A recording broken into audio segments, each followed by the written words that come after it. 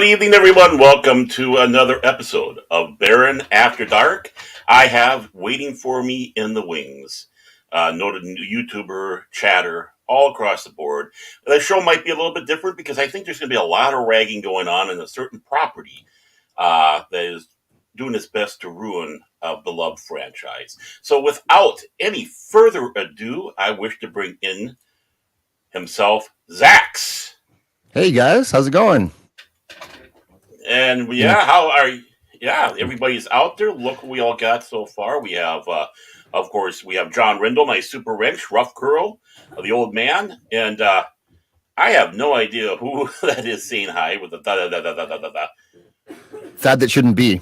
He's Yeah, yeah, that's it. He's on our Tuesday shows and okay. always in the chat. He just got his channel up and running this week. I think was his first week going, and Well, yeah, he knows Lord of the Rings way better than I do. First of all, mm, he is our scholar on Tuesdays, and we kind of lean on him for a lot of the facts and the info because like I've never got all the way through Silmarillion. Not yet. okay. Maybe someday. But I mean, he knows everything. And we got Brahma Bull. Thanks, Brahma Yep, there's Bull, Brahmapul. for And coming. of course, then there is Sherry Anderson herself coming in to say hi and listen in and hopefully enjoy the show. I even brought up my church warden in honor. Wow. What kind of leaf you got in there? It's called actually a Scottish blend. It's a Latakia blend. I like my higher. I like a heavier Latakia. I always think makes because it's very English, and I love an English blend. It's not And long I bottom. always think, yeah, that's why I pretend it is. So I can figure. This is something that one of them would go out there and smoke, whether they get it from Sauron's little stash or out in the Shire itself. And LDG of Geeks and Joy, welcome on board as well. Hey, LDG. And John Reynolds writing backwards, and that's confusing. Yeah, he's kind of a backwards guy, if you ask me. No, I'm just kidding, John. I love you, man. He's my super wrench, so I gotta behave. It's weird for me because I'm normally running stuff backstage at the same time as I'm on a show, Mm-hmm. right? And right now I'm not, so I just have to just do not. It feels like I should be doing something else. Hey, Flaccid Sit, Phoenix. Placid Phoenix. Hey, welcome, and just sit back, relax, enjoy the show. I mean, you are the Well, show. You're my guest, so it's all centered on you. I'm gonna take my Now, pants do off it. then. Not, oh yeah, enough pressure already. Yeah, good. Yeah, we're good. Flaccid just started. Well, he's been going for a bit, but he has a ton of stuff on his channel. I recommend checking him out. He's just broke 100 subs, and one of those people like you, actually, Baron, really, who Mm-hmm. more people have to watch, and it's just getting your name out there and getting people to find you, and it goes from there. But you make Mm-hmm. good stuff. Eventually, people find it. Mm-hmm. I got be a little more diligent making my other videos. I have to confess, I enjoy doing streams much more because it's more of engagement with chats and of course the guests that I have back and forth. But I have to get back into doing my other ones, which I did one yesterday, and I have one coming out tomorrow. So, and then got to get to work on it. 24/7 Fusion kind of been, keep my feet at the fire on that one. Oh, he never stops. Mm-mm. That man needs to be at over 1,000 right now. It's He really ridiculous. does. I Absolutely. honestly, I mean, he just went over 700 on Sunday. I think seven. I can't remember how much it was, but he finally made it over seven, and I don't understand why. He's been at it for so long. He works so hard. He should be a lot further along than he is, and I think people should help him out there. I agree. He's got like 700 videos, doesn't he? Something like that. Oh yeah, I mean, we sat and talked, and he said about how many videos he's put out. Compared to some of even the bigger YouTubers out there, they have like 100,000. He Yeah. goes, I have way more videos than they do, but yet I'm at this level. It's like, what, And it's like, I don't understand. You should be a lot more. People should be appreciating where you are. Plus, he's got his live streams. He has. He's got his pre-shows on Fridays, and of course, the Kings on Sundays. So, Yeah. uh, but he's getting out there Um, with other people. I mean, he's got. It looks like he's doing some other streams with other people, getting his face out there more. So, hopefully, that'll help. yeah. We got John Rendell needs help. I think he's going to be okay though. Hmm. Oh yeah, he needs help. He needs a lot of help. Just kidding, John. My super ranch. I kid because I love. As Krusty would say. Hmm. So Now, of course, I can imagine you have, going around and listening to, you have an extreme love for many different science fictions and fantasies. Um, what is there one in particular that you really like? And you know what? And let's just leave Tolkien out of it Oh, because we'll be talking about it, and we know that there's that big love. Other than Tolkien, uh, is there something that really grabs you, or what you like? Science fiction over fantasy, or both? Science fantasy. I was I was a big EU dude Hmm. for Star Wars. I read everything for years and years and years. Eventually, it kind of got a bit played out for me, and then Hmm. Disney bought them, and that killed that. And it really, I lost interest after that when it wasn't canon anymore.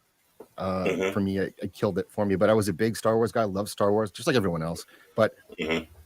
I would say I like the EU better than almost the OT, just because it got into some different characters. Like I was a big fan of the X-wing series, Hmm.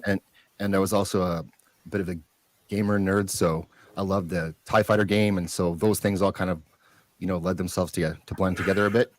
Hmm. And but yeah, those are kind of my for fantasy, and then for I played a lot of D&D, and so I love the Dragonlance books, Forgotten Realms books, Hmm. all that stuff. So that was sort of my, and then Tolkien was in there somewhere as always a go to. That was more of a Yeah. those Forgotten Realms is like McDonald's. Yeah. Yeah. Exactly. Well, Tolkien. Whoever that guy was, we really. Yeah, Now that exactly. you brought up D&D, I have two different questions, Yeah. and I'm actually going to take a step back afterwards with another question in relation to Star Wars. But what's first of all, what system did you like or do you enjoy the most? Well, I started with basic, the red box way back in the day. And hey, Squeaky Mouse, how's it going? Thanks for coming. Hey, Squiggamus.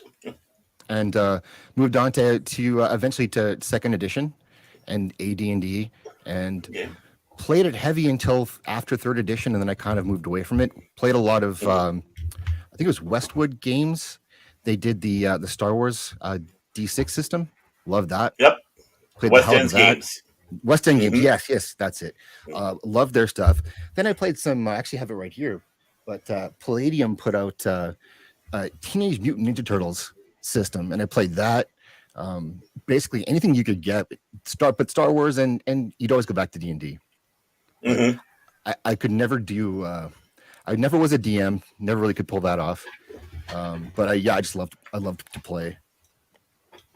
There is a lot of work to being a DM or a games master. I mean, I tried, and it's like, I mean, I enjoy being a player much more. You can cause more problems that way, for one. But yeah, I mean, I got a huge shelf back here loaded with my West End game Star Wars.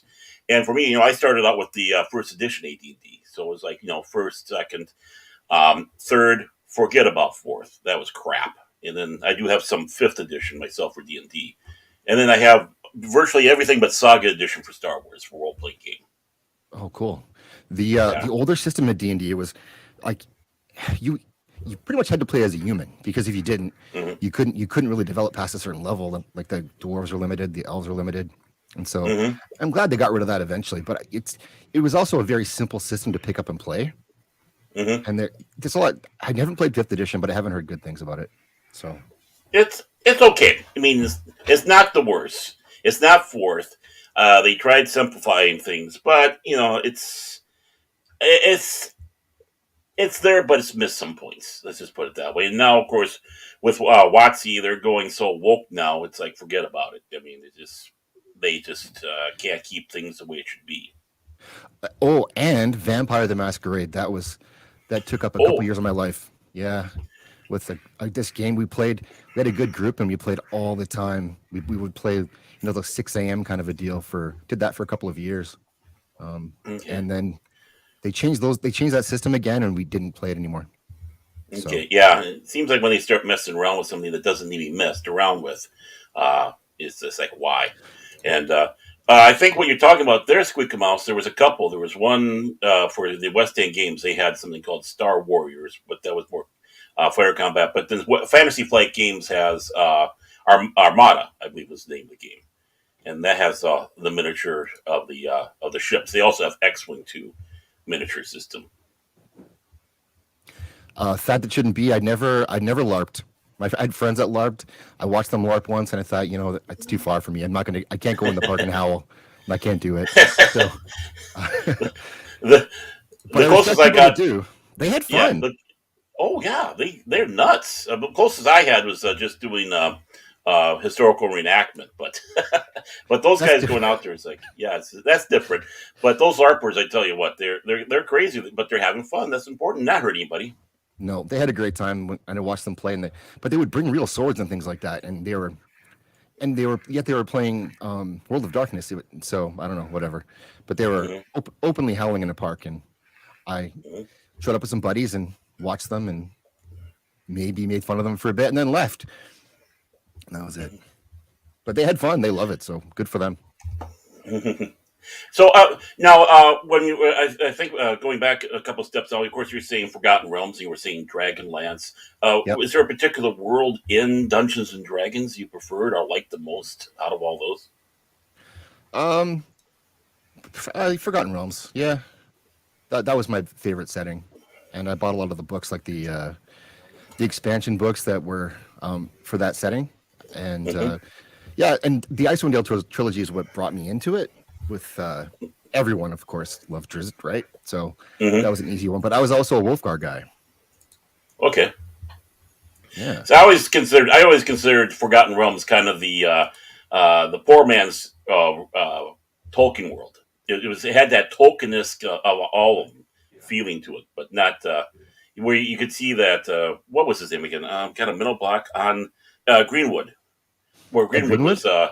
Yeah, Ed, yeah, Greenwood was. Yeah, he was really heavily influenced by Tolkien. I could tell. yeah, I could see that. Yeah, it was like a poor man's Tolkien. Hey, Hmm. thanks for coming to Salty and subbing. Yeah. Yeah, we so just say hi to some of the people who came in. Pacific came in. Hey, Pacific, how you doing? Of course, Salty Pacific. Tex talk, Salty Texas C, and let's see. Of course, we already said hi to Squeak Mouse, and of course, Flaccid Phoenix. So, hello everybody, welcome on board. Salty kind of Have got me, helped get me all into all this stuff a little bit, because he's got the Tuesday show, and I got involved with modding for him, yeah, I know, I love it. I love making the videos and being on the shows with him, and we kind of Wheel of Time was what brought us together, because it was such shit, and everyone else was pretending it was good. Even my friends in real life thought it was good, and I couldn't get like why people liked that. It was awful, and so I saw him and his channel and a few other people, and he was getting roasted in his comments by people defending the show, and so I went hmm back and forth with them for a bit and gave him some encouragement and got to talking, and yeah, now I'm doing a show with him on Tuesdays. Yeah, I mean, I have to admit, I'm ashamed of this. I'm not all that familiar with the Wheel of Time, but I just know that they really took a lot of umbrage to what he placed in there. What basically the essence of the world was all about. And it's like, let's just change it for wokeness. Yeah, they changed it, and they destroyed it within the first 3 minutes, three and a half Hmm. minutes. They changed. They undid all of his world building, and they Hmm. ruined the story already. And so I mostly hate watched it after that, to be honest. Mm. Hey, I can't even do that. I mean, I have a hard time because it's like I was saying to someone I watched the Last Jedi, and Oh, it took me twice as long to watch The Last Jedi than it would normally have because I actually watched it at home on Netflix. It was on Netflix, and when I had Netflix, and I had to stop every like 10 minutes and go into this tirade. I mean, this tirade that would last about 5 to 10 minutes, and then it calmed down, and then hit play again and do it over again for the whole length of the movie. So I just can't. My heart can't take rage. That no, much rage. with Jake Skywalker. Yeah, Jake Skywalker. Yep. Jake Skywalker. Mark Hamill warned us. Mark Hamill warned us. Flaccid Phoenix. I hate watch my wife around the house. I don't know if I want to know about that one. The guy's hilarious. He is. I've seen him around there. That's the one thing. Like the last couple of weeks, I had people who were in the chats. I had, of course, John Rendell, Super Wrench, and Wendy Webb, and it's just amazing. It was like Cynthia Dildo and a few of the others in the chat and what they throw in there. It's like, why are we doing a show? These guys should be up here, and we should be over there enjoying what these guys are doing because they're quicker, they're wittier, and they're smarter than us. Honestly, Yeah, I always thought. chat's great. I know, and of course, those of you who are not in the chat, you're welcome to. We don't mind having lurkers. You're just as important.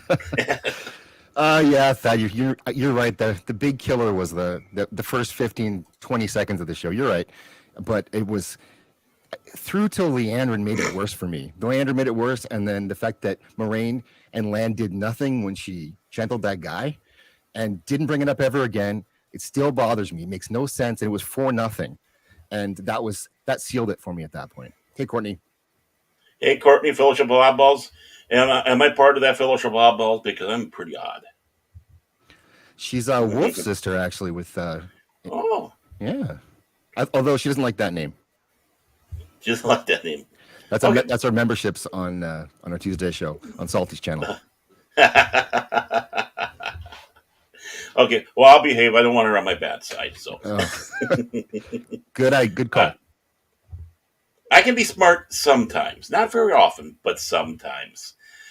So, of course, with all that, it shall help. I'm assuming when you're saying you're going back to about the red box, you're not much younger than me. I mean, not to Nope. age you too much. So, No, mid-40s. you enjoyed mid-40s, okay? Yeah. And 53 here, so enjoy it while you can. Honestly.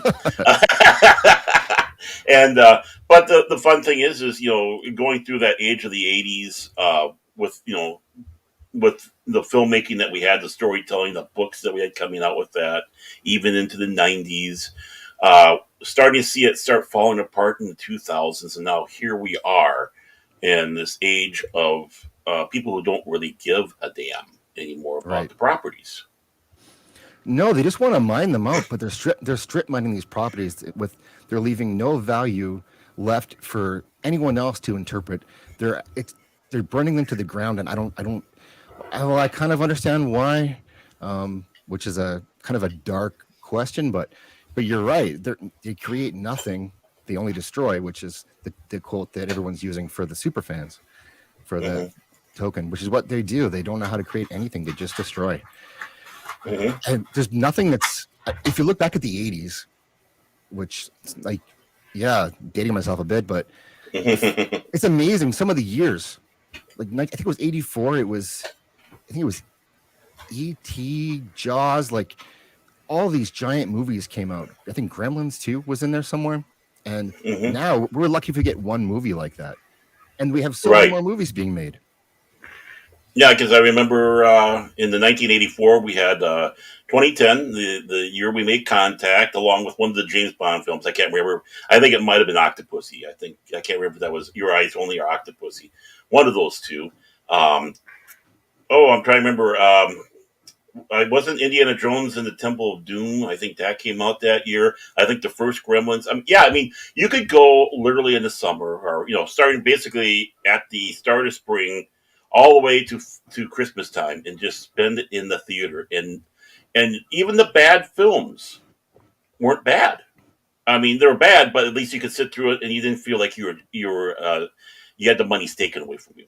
You weren't rage quitting the film. You didn't want to get up, walk out, and say, "Give me my money back." Well, because their goal was to entertain us, and that was the only goal, not educate us. It was to entertain us, and so even if it was bad, at least they tried. And now it's they're trying not to entertain us to an extent. They want to educate us and browbeat us and lecture us, and I've had enough of it. There are gems. There's some decent shows out there. I'm watching Reacher. It's good. They let Reacher be Reacher. I'm enjoying that. I like Peacemaker. That's good. But yeah, movies are few and far between right now that are actually just for entertainment. Well, I kind of said that I think we're coming out of that woke, that the studios are starting to wake up a little bit, especially when you have more. They're not getting the money that they were getting on the backside. They can't make it look like they're making money on stuff they're not making money on. And when they start seeing what they are making money on, it's like, maybe we should start going back to that. and they're losing the young people as well. Like they're not Hmm. these kids are not stupid. They're not falling for this stuff, and they've had enough of it. And so they're not even making new fans. They've got this sweet spot of people in their 20s ish, I would guess, that are kind of Hmm. the ones who are still buying their garbage. But the younger people that like I've got a 17-year-old. He didn't want to go see Shang-Chi. He didn't want to go see Hmm. the Eternals, and we'd seen every Marvel movie up to that point. He didn't want to go, and he could have skipped school to go. I would Mm. have taken him out of school to go, and he's like, "No, I'd rather go to school." So what does that tell you? that that tells you right there how bad it is. If it was a movie, it's like, hey, going out to see a movie. Okay, I'll be with you, no Yeah. problem. It's like you can use it as a threat. You either do this or you can watch Shang Chi. Okay, Yeah. I'll do it. I'll do it. Anything you say, please, not that. Oh, oh, Courtney, you want your link? I can get that for you. Yeah.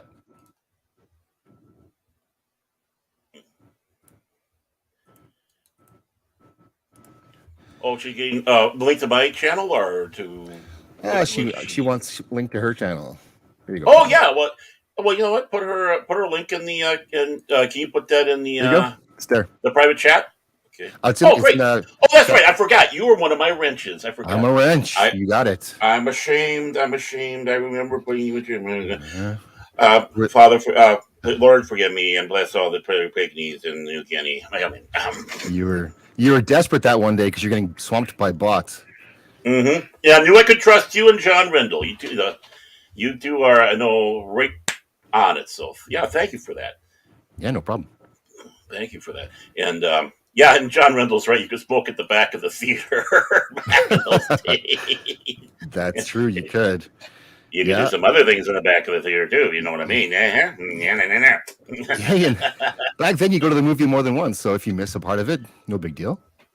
Right. Well, that's just it. I remember the first time I ever had that happen was when Buck Rogers in the 25th century, uh, just when it came out back in 1978, 79, I think, I can't remember, but it was actually released in the theater, thank you, by the way, Courtney, before it was released on the television. And a friend of our family took me out to see the movie. Well, we go in there, watch the film, it comes to the end, he goes, just sit here.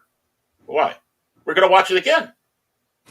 You can do that? Yeah, just sit here. We're going to watch it again.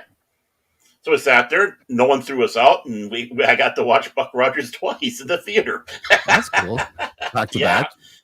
back to back. I mean, it's like I never, I'm one of those. I'm a square. It's like I would never thought about doing that myself. It takes others to corrupt me. But once I get corrupted, Well, we would walk from one theater to the next. So you'd stay in the same theater, but you go see a different movie without leaving. Did that all the time.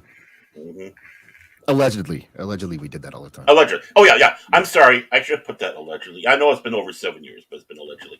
I think the last Starfighter was it 84? I think it might have been 84. It was the first film to have all computer CGI for its effect on a Korean computer. I know that much. Yeah, I remember that one, and Hmm. I haven't watched it in a long time. I don't know. Does it hold up with those The effects? story, the effects don't hold up. They look like a video. They look like video game. They really look like a top tier of a state video game. But the story still holds up, and that's what's important. So it's fun in the aspect watching those Yeah, special effects, and of course, seeing Robert Preston in there as Centauri. I mean, my God, such a great actor, and of course, Ed O'Hilly as Greg the lizard in there. He was fantastic in that movie. It's always just worth to go back and watch it. And of course, whenever you see little Will Wheaton go in there, it's just tempted to go, "Shut up, Wesley." oh God. Yeah, Wesley. No Yeah, thanks. he was in that one. He was in that film, believe it or not. So he was one of the little friends of the main character's brother. So He was good in Stand By Me. yeah, he was. I mean, I think that was the role that helped get him the role of Wesley on Next Gen. So it's 84, it looks like. Mm-hmm. 84. Wow. For once, Good I'm year. right. Good Yeah, year. it was. That was an amazing year. That one is just to have a year like that. I want that to happen.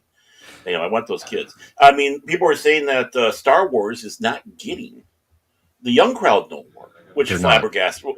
I mean, back in the EU times, and we were talking about the '90s. kids were flocking to Star Wars like mad. You had some good books, you had good comics. They were watching the movies over, and then of course you had the special editions, and but still they loved it. That was important. I mean, we were just that was what was keeping alive, and now Disney is doing everything they can to keep them away. It seems like.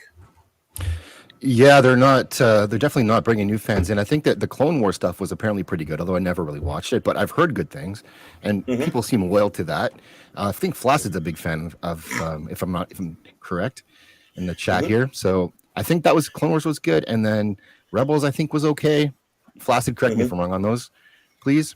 But yeah, and then they've just done nothing since. And that the Yeah. prequels are so good now in hindsight, even though at the time they were like, sorry, Flaccid, they were at the time. At least they were for me. Yeah, and Although yeah, Revenge of the what? Sith had the best Revenge had the best lightsaber battle of anything. Yeah, I mean, when it comes around to the prequel series, that's what everyone seems to glom to is Revenge of the Sith. Yeah. But alert! Update! Fake news. but um, but yeah, I mean, thank you, J.J. Abrams, for making the Phantom Menace into an all-time classic. Oh my god. Where How do you hmm? how do you screw that up? Like how do you the one thing that you have to do, which is the most obvious thing to do, is to put the team back together. Hmm. And he didn't do it. Like forget subversion. Like that's just I mean, it's a, Yeah, we it's the easiest thing he could have done. That's cash in. He didn't do it. we wanted to see Han, Leia, and Luke at least together once. Yeah. And actually, I was rooting for Lando. It's like when they said Lando wasn't going to be in the Phantom Menace, I'm going, why? Yeah. You know, Why wasn't Luke? I, yeah. Well, that's just it. I Really? mean, we thought he was. We thought he was. But I mean, Yes. leading up to that, they were saying, okay, we got Mark, we got Harrison, we got Carrie, and we got Peter, we got Kenny, we got Anthony. And it's like going through, okay, and where's Billy? Billy, right? You got Yep. Billy somewheres, right? Billy? Yeah. Yeah. Colt 45. Yeah. Or if you want to go Star Wars, BL-44. Okay. Better. Okay, that's a little geekery there. I'm sorry, folks. I'm sorry. Mm. But yeah, I mean, how hard? But of course, well, that's because he ran in without a plan and decided, hey, we'll just make it on the go. You can't do that with Star Wars. No, you can't. But if you picked up, if you went and found somebody who like who's watched those movies, we'll say twice, they know enough to do that. Mm-hmm. And there's a room of writers, and no one in there says, "Hey, why don't we?" Or if you're Carrie Fisher, rest in peace. Why don't you say like, you know what? I probably shouldn't walk right past Chewbacca Mm-hmm. after Han died. Like maybe Right. I should right, but it's just these are obvious things that most people would they might miss everything else, but they would get that part of it. Most Mm-hmm. people, but not those people. And now those people are going to run Lord of the Rings into the ground. Same people. Right. And I suppose that's a perfect segue to go to Amazook and Yeah. their destruction of the rings, or shall we say. And I'm just taking a look at the apologists on that, and I keep on hitting my head on the table, wondering how IQ 72 can you be? And that's before the lobotomy. And you know what? And why? Like, why are you apologizing for a show that you also haven't seen either? But what they've shown us is garbage. Why are you apologizing for that? Hmm. Just look at what they've shown us, which is not Oh, yeah. much. No, I mean I'm not apologizing. I'm not going to watch it. I'm not even going to rage watch it or hate watch it. I don't want to give them any chance to think, hey, at least somebody watched it. We're doing Right. good. I don't want to even give them that bit there. It was. Yeah, I don't blame you for that. It's the teaser was really bad, Hmm. and the images they showed us didn't really show us anything. And I compare it to the trilogy and the first teaser for that, which actually announced all three movies, and Hmm. how every scene in that teaser, I've watched it a few times now, the last couple of days, shows you something important. and something to think about or look forward to, something you Mhm. recognize. Even when they have all the characters come up over that rise one by Yeah. one, and you're like, holy shit, that's you can call them out by name as they come through, and you've never seen the movie, but you know who they are. And Right. and this teaser, unless we were told it's Galadriel and Elrond, who does not look like Elrond at all, you Mhm. wouldn't know who these people are. Right. And there's nothing that happens in the teaser that makes you want to find out. To me, No, nothing. And that goes even beyond the fact of, hey, let's start doing identity politics in this. which is it's not. Why would they take this property that direction? I don't understand. There was powerful women. I've Hmm. and Flaccid. I see you there. I'm coming for you. He, I love Amazon's direction. Uh, eh, yeah, no, no. It's I would This rather is what I see say, folks. I can't pronounce it properly. I don't think, but the Haradrim, and Hmm. the Easterlings. I would have rather seen do a show there then. Make it Right. all diverse. That's great. I'll watch Right. that shit. I don't want to see this. You are hitting exactly on the point that I was thinking. It's like, yeah, you're right. We could. Why not follow the Blue Wizards to the east? Right. And we don't know what happened. Tolkien even sits back and says he left it open. We don't know what happened to him. Yeah. I'd be more than happy to have him do creative licensing there and give us a story of the Blue Wizards in the East and what may have happened to them.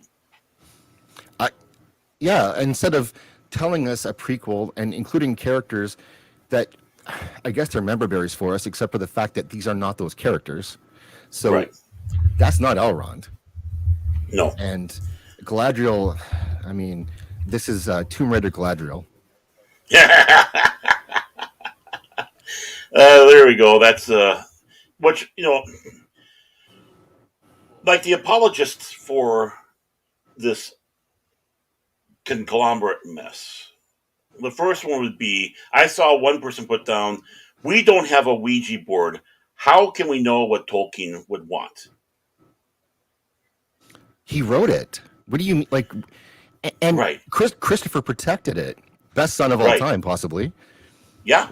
And actually, so I got to shout out Salty Texas C about this because he's pulled out some amazing clips of Hmm. Christopher Tolkien talking about his father and what he wanted, and Hmm. of Tolkien speaking about his work and even singing some of his own songs from the book, Hmm. which I'm a bad fan because I skip the songs when I read the books. But anyway, but I started reading the songs the second time through. he spent his entire life building this world, and all of it links together and makes sense. And Mhm. and so they're going to spend a year deconstructing it now. Well, yeah, it's like we don't know what Tolkien would want, what is behind it. Excuse me, we have the letters of Tolkien, where, of course, they have several letters throughout his life, but they also have the letters where he's talking about Middle Earth, what Right. he meant in this, what these words meant, what these characters meant. We have, of course, his biography by Humphrey, who obviously went into great detail of what Tolkien was about, how he was looking at this world.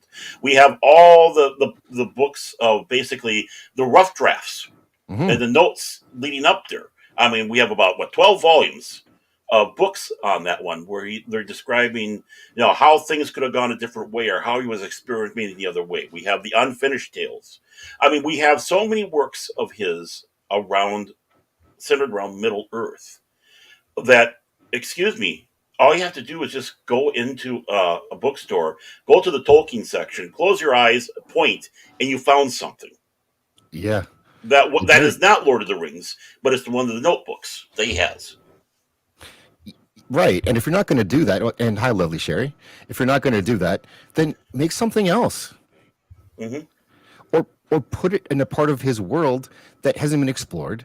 And so you can kind of, if you want to play around with it a bit, then at least you can do that, and it doesn't change what's happened since for us because now we have diverse Hmm. characters. Which I don't care if they're diverse or not, but what happened to them, and why don't they exist by the time we get to the trilogy? Right. Was there was there a dwarven Holocaust we didn't know about? Like Hmm. where did they go? And so you don't have to tell us anything about characters we know, go somewhere else, start brand new, fresh, which was like Rogue One in terms of Star Wars. Like, I guess it wasn't the best movie of all time, and it did screw Mm-mm. up the canon somewhat, but at least it was Oh mostly yeah. characters we didn't know. And so Hmm. that you didn't know, you kind of knew I was going to end for them, but you didn't know exactly how because, well, you didn't know who they were. And they told us their story, and now they're all dead. Spoiler alert. But but really, you know, at least it was something to the side, which is what they could have done with this, Hmm. including Exactly. Galadriel ruins it.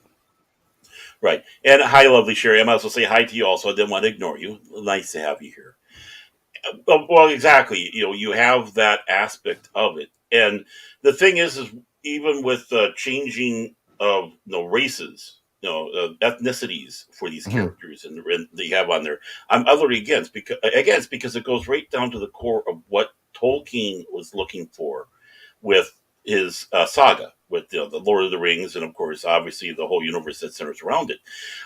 He was a man he wanted to have a rich English folklore, saga, Yeah. legend, mythology.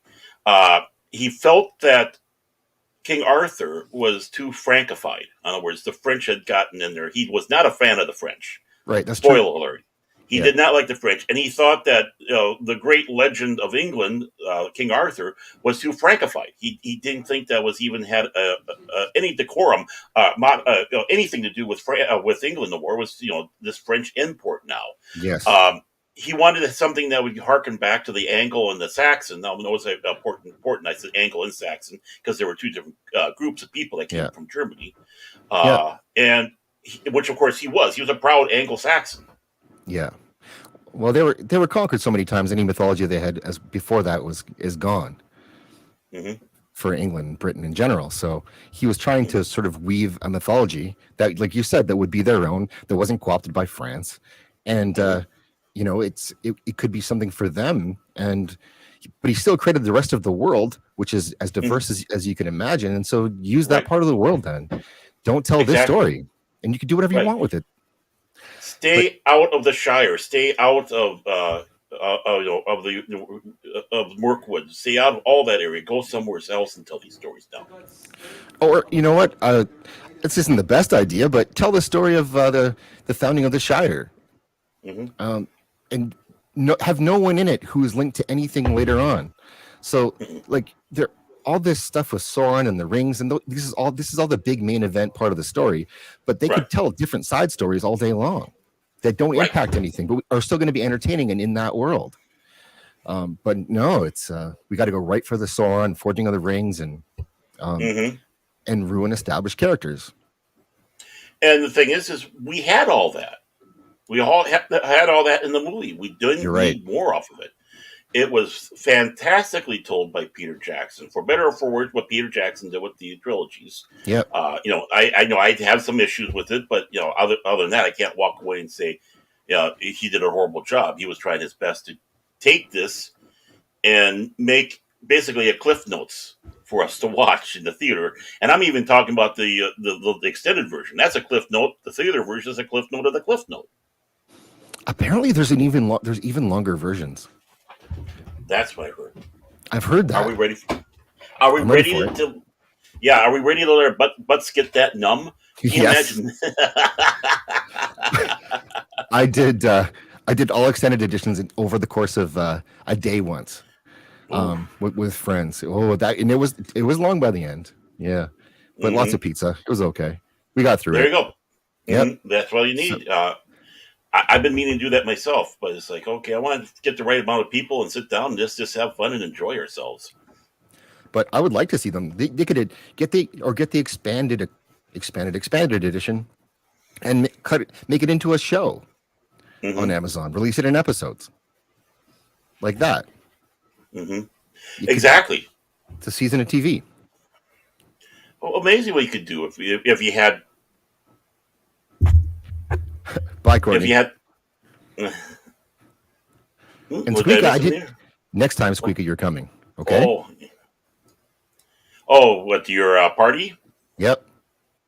Too bad I don't live nearby. I would go too. You're all invited. I'm not that Okay, far from you. really? Yeah. About 7 Okay. hours. Yeah. No, that's not too Ish. bad. Yeah. Yeah, 7-ish. Yeah. I, across the border. hmm Oh, that's right. You up north there, eh? That's right. Eh? Oh, yeah. I Yeah. like going up there and get a couple of tube fords. That's how I get my Cubans there. Don't you know? I I brought back. I've been to Cuba a couple times. I brought back a whole case of. I think they're what are they? Coronas. I think they are.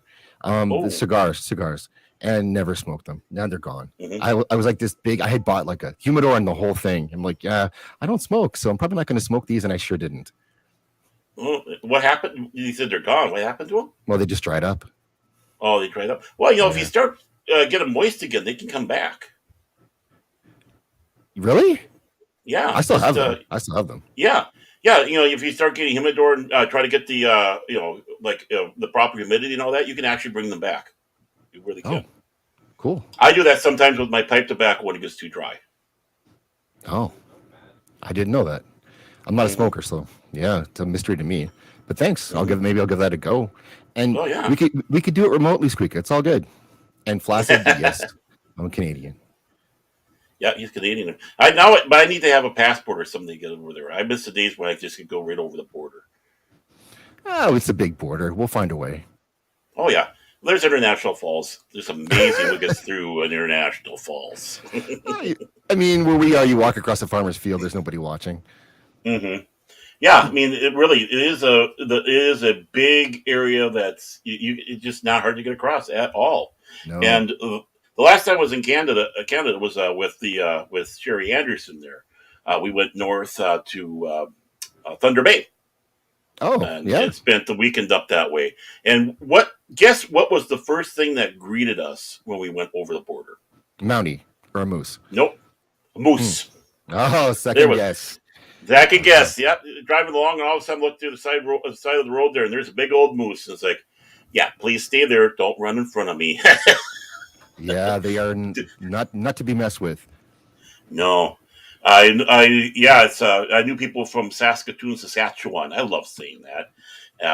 And actually, I've been to Saskatoon, Saskatchewan once in my life. I've been to Moose Jaw. I'm proud of that. I've Oh, been to Moose Jaw, I'm sorry to hear Saskatoon. that. Yeah, well, I consider it a challenge. I mean, I've been through Moose Jaw. It's like, wow. Yeah, Saskatoon is actually very nice. I used to make fun of it, but I've been Oh, there quite a mhm. bit. It's a nice place. Yeah, I really liked it. I really liked it up there. My dad and I went up there, and we started telling Quebec jokes in the bar. And before Oh, we know it, we're getting drinks bought for us of course you because were. we're ragging. Yeah, we're ragging on Quebec. Here's a Yeah. bunch of Yanks, and they're ragging on Quebec. So, No, I'm proudly Canadian, Flaccid. Always have been. Hong mhm. Kong. Honk honk. Yeah, I mean, right now it's kind of hard to go over the border. There's too many trucks. Yeah, too many trucks and too many Trudeaus. But anyway, so I don't Yeah. want to get sidetracked there. Oh no, no, we're just having fun in that aspect. So yeah, I mean, for me, getting back with the Lord of the Rings, though, is I consider it such a sacred thing because Tolkien himself worked so hard to integrate, of course, Finnish mythology, Norse mythology, English folklore, dramatic folklore, all this, which is basically Northern European, into these stories, Yeah. and which is basically this is our story. As I told someone, it's like what they're doing with this series is like, hey, why don't we just hire Larry Bird and for the new Shaka Zulu? He's a tall white guy. He can fit in. Yeah. No, Yeah. I've talked about that too, about making a race swapped Zulu Dawn movie, Yeah. doing a remake of it and with all Koreans. Oh, I love it. I Yeah, love it. I'd watch it. Yeah. let's do it. What the hell? Yeah. Yeah. Are these the rooftop Koreans? Yeah. Yeah. But and that's my thing. And the one thing, do you know that nowhere's in Lord of the Rings does it state that elves had pointed ears? Yeah, and that's what they're doing, Baron, though, is they're finding all of these like how hard is it to find loopholes to say, well, actually, we don't know if characters had long hair or not, or elves had long Right. hair. hmm Things like that with the pointed ears. Like it hmm these are things that are you don't he didn't have to outright write down, like there's no instruction manual. No. And it's clear what he meant. And hmm we've had other versions of it. The animated versions exist. Yep. and they existed when Christopher was alive to say that's not an elf. And I don't know if he was a big fan of them or not, but he didn't correct that. So, and Yeah. that's the other part of all of it is this is like a man's vision. This is not a corporation that invented a property. It, No. this is his life. And so if you're going to use it, you should try to respect it. Well, that's just it. Is respect the people who made it. Just like respect what George Lucas did, respect what Gene Roddenberry did, respect what Tolkien did. These guys became giant. Respect what Herbert did, and of course, it looks like Frank Yeah. Herbert actually is being respected with these films for once out of all this. Uh, but Tolkien should be absolutely in. Even though he never had elves with ears, we accept it. It's like, and even then, even Christopher Tolkien, even J.R. Tolkien himself accepted people with the ears. The only ones that had the ears noted that had pointed ears were the hobbits, and but nothing wrong with that. And the fact that he had them tall and stately, the elves were, which is right out of Nordic folklore, Nordic legend. Also, you can see exactly what he's pulling in. Well, Yeah. respect the source he's pulling it from too.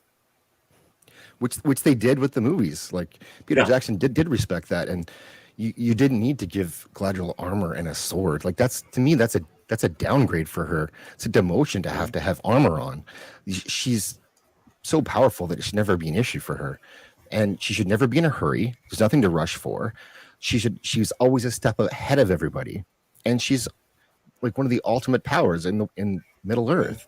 And now she's jumping off cliffs with a knife. It's not Mhm. it's not Galadriel to me.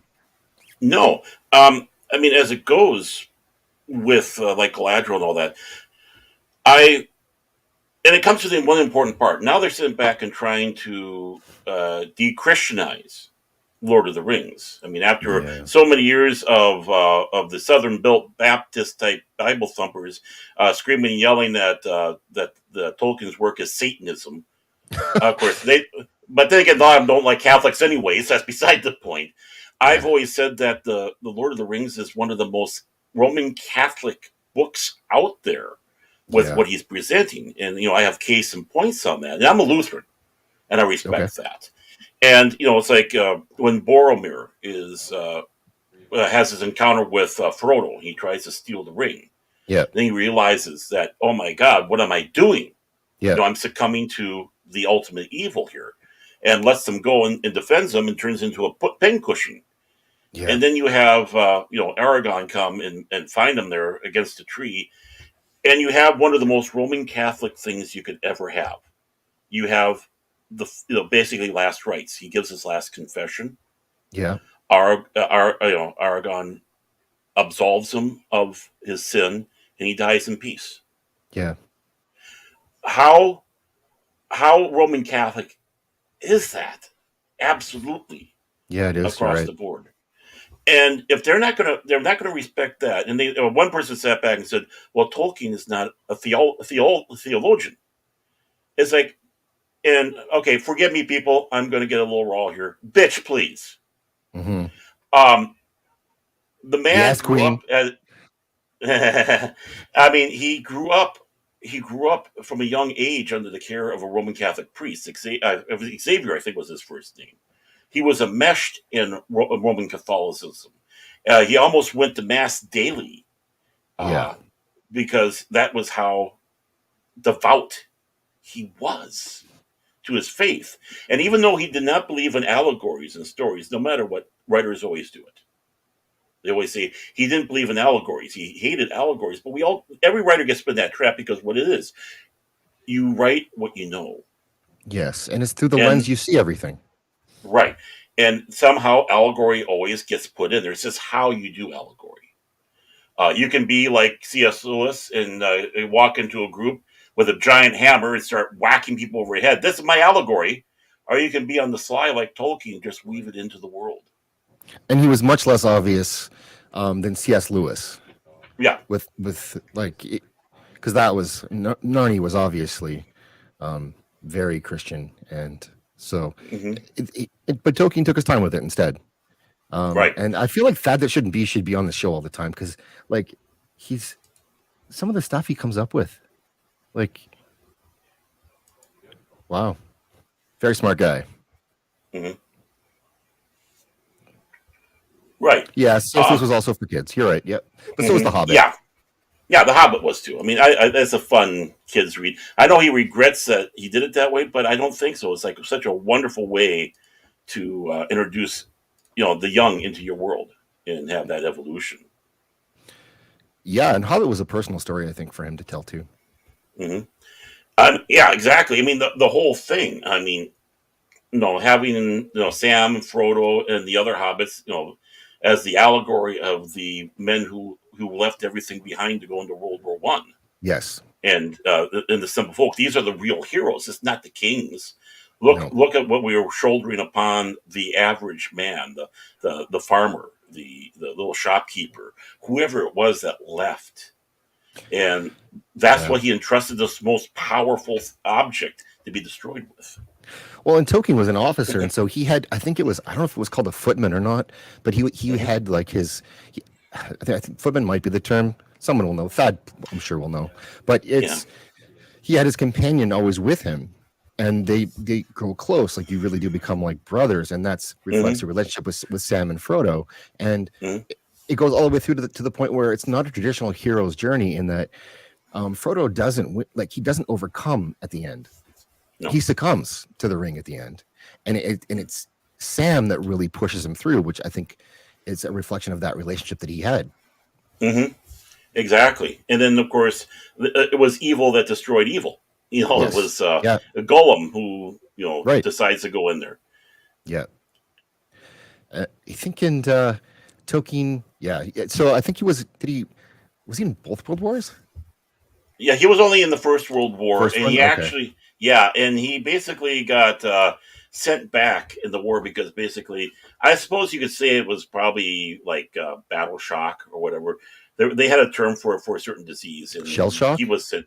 Yeah, not quite shell shock, but something like that. Yeah, Okay. and he was sent back. And as C.S. Lewis said that England at that time was lowered their standards and put anybody that had basically a college degree in as an officer. He was referring to himself, but I'm Right. sure that was also directed at tollers too, as he would call them. Right. Yeah. And they would have argued that it's like we're not soldiers, we're not officers. Yeah. We're just men. We're the officers are some just because I got a letter after my name or went to college doesn't make me an officer material. Well, no, and it doesn't make you a soldier either, and you're deciding, what other soldiers are going to do and how they're going to die, essentially.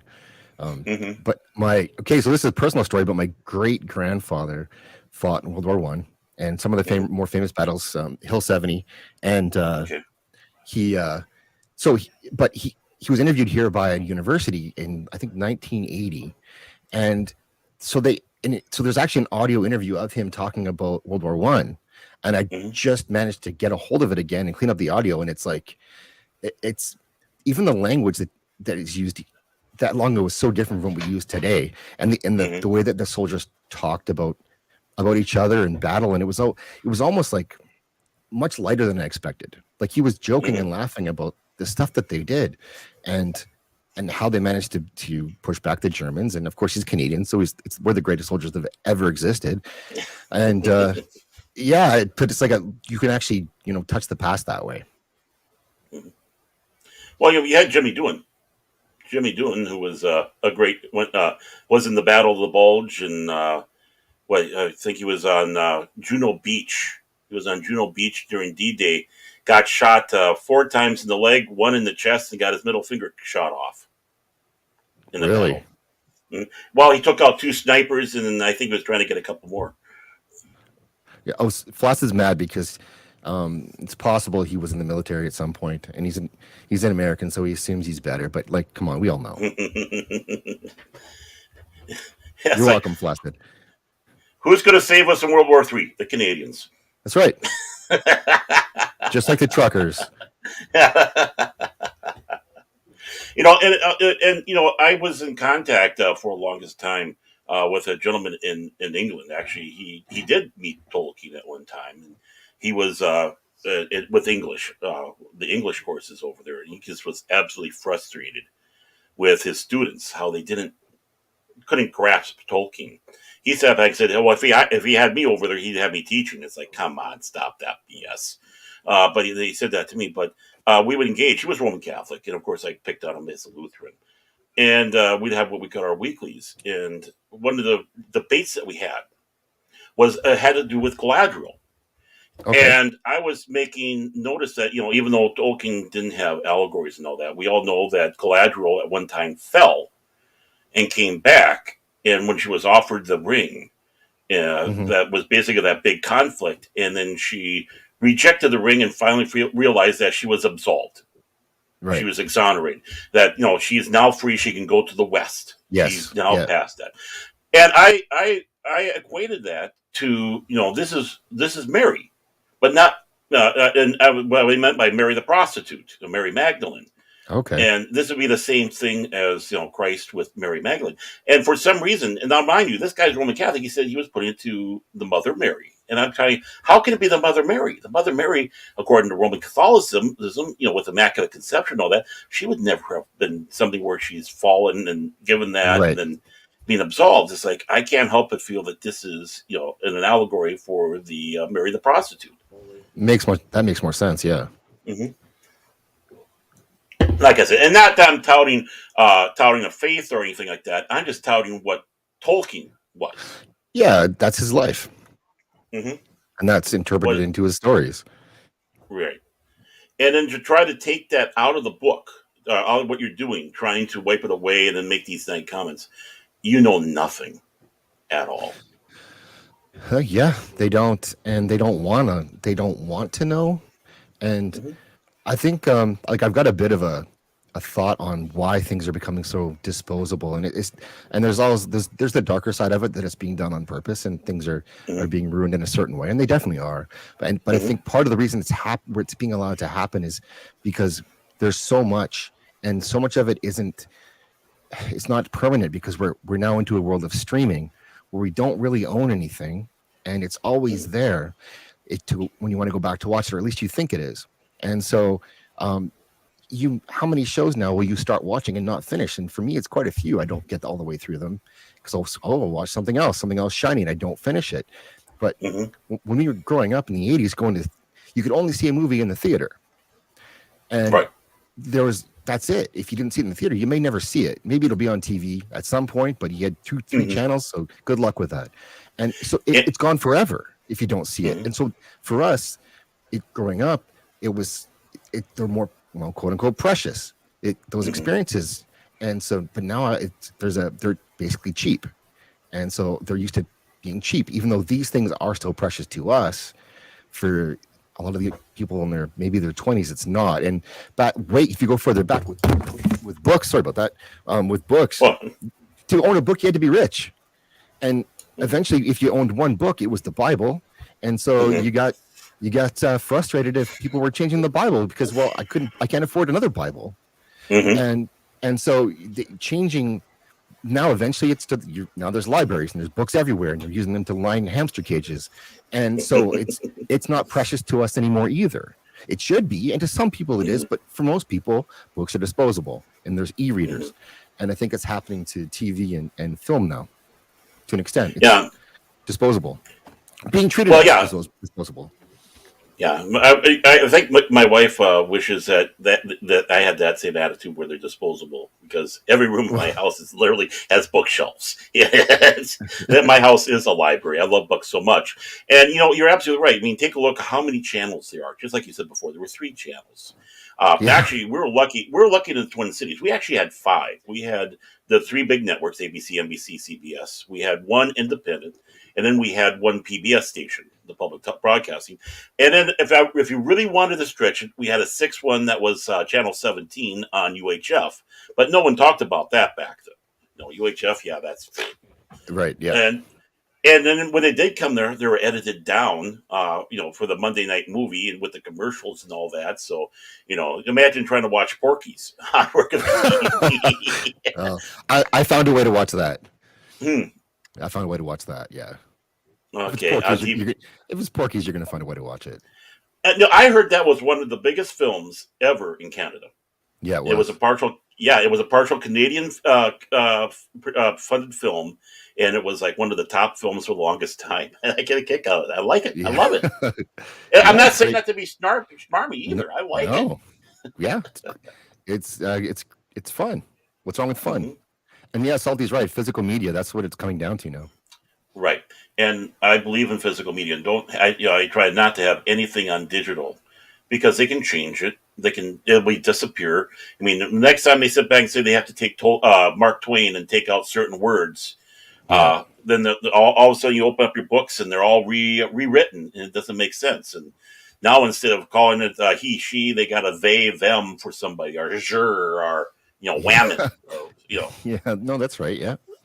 hmm Yeah. So And so they're trying to treat Token like it's disposable, but for us, and I think they've screwed up. I know they've screwed up because I don't think they understood how much it meant to so many people, and how there's a lot of people that this is what matters to them. This is their line that you're crossing, and the pushback is shocking to them to the point where they're getting ratioed, and it's never happened before. hmm Even for Star Wars, this is more important than right. Star Wars. Well, yeah, because for many, this was, I'd say Lord of the Rings for many people is a rite of passage. Yes.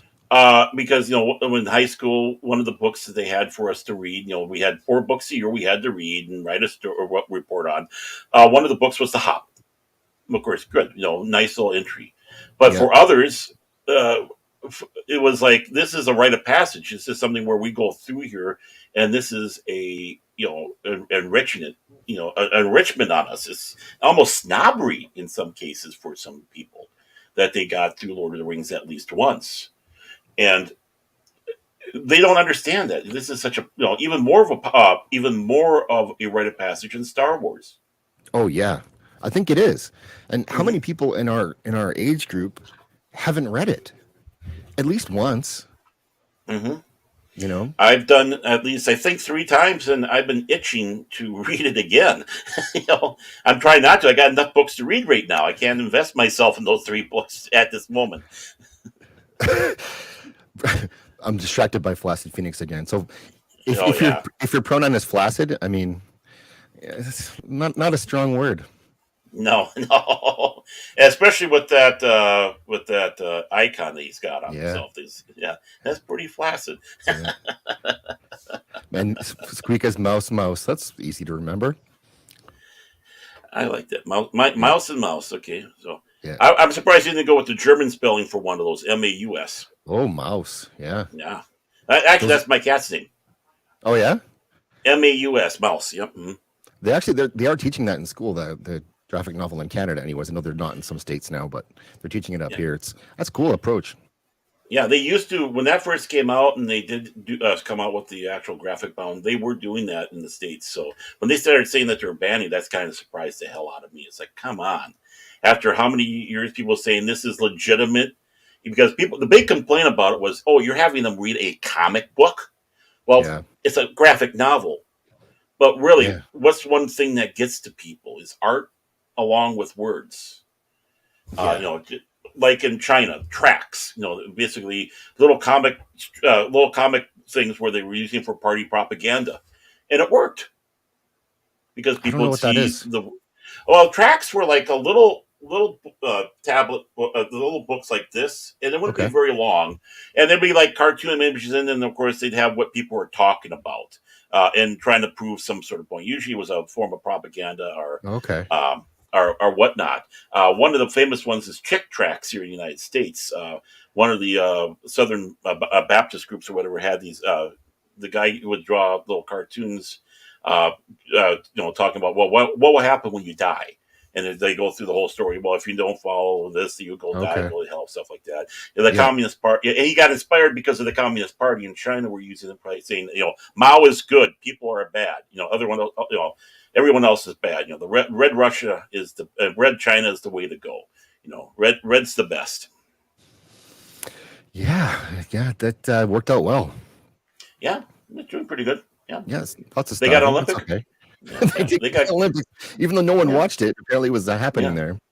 I know one person who watched it. Oh, who's that? Oh The yeah. long suffering. Oh, she's an Olympic nut. She is an Olympic nut. So I know that if there was at least ranking at least one person, I know who it was. See, I used to watch it all the time. This year, I just didn't care. Yeah, I didn't care either. And the I Summer mean, Olympics are a bit better because there's shorter yeah. shorts. hmm I mean, even I was upset with the Summer Olympics. Even though it was year late, they didn't have the rugby this year aired. Oh yeah, no, they didn't. No, it pissed the hell out of me. Oh, because I love rugby. Oh, yeah, I played rugby for a bit. You did? I So did, how yeah. short? So I how many inches did played you wing. lose? Played wing. You played wing. Uh, Okay. yeah, yeah. And then I was I played an inside back for a bit, but mostly wing. Yeah. Okay. And I got hurt a couple times. Yeah, that And they was. played right over you. Oh yeah, yeah. They And don't I would, stop. and I got.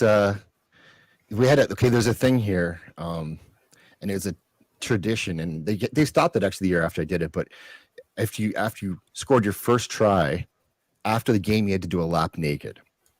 Ha! A- And my first game, I scored 3 tries, and so they're like, "You got to run 3 times," and I said, yeah, no." I said, "Well, f you, I'm not doing it," and that was it. So, and I was threatened a little bit with it. No, we're going to make you, and I said, "No, you're probably not." And yeah, so I was one of the few who broke. But once I probably would have done it 3 times. I'm not doing 3 laps. Yeah, Come they on. pushed it. They Yeah, pushed it. They it should was too just leave it to much. one. hmm Yeah, One lap. I know, and it's just. I remember watching some of the games where they'd be in the scrum, and the guy would get the ball, and he'd run over the scrum, literally right yeah, over the people's backs. sure. And it's like, my God, those cleats have gotta hurt. They do hurt. Yeah, they hurt, Oh, and it's hard to get used to the idea of rugby if you played any football, because football you want to hit and rugby you want to tackle, and you can actually right, get it's a foul if you just hit if you don't hmm wrap. So right. I hit quite a few of those just when I was learning the sport. I get foul quite a few times. And also when you do, you have to if you are doing a hit, even non-intentional, you got to learn how to roll it too. I mean, so it's Yep. so you don't have the full impact. Hi, rough girl. Hey, rough girl. I love when she's showing some love. Yeah, She's my bodyguard here. So she's growing too. I Her know channel she is. her It's amazing. channel's growing. She's great. I know. I tried watching her New Year's Eve one, but she was having trouble, and I thought it was something happened. So I didn't. I should have stuck around a little bit longer. It happened, so I felt bad about that. But So I got a question for you. Go back to the Lord of the Rings.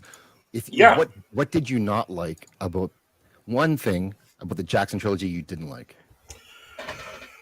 okay. Oh, that's gonna be a hard thing because the one might be slightly esoterical. Okay. Um, Now I didn't like. I guess this kind of rolls into one. I didn't like the fact that the he left out the scourging of the Shire at the end, and of course he did not like it at Yeah. all in the books. So, which is one of the big reasons why he didn't have it in the movie.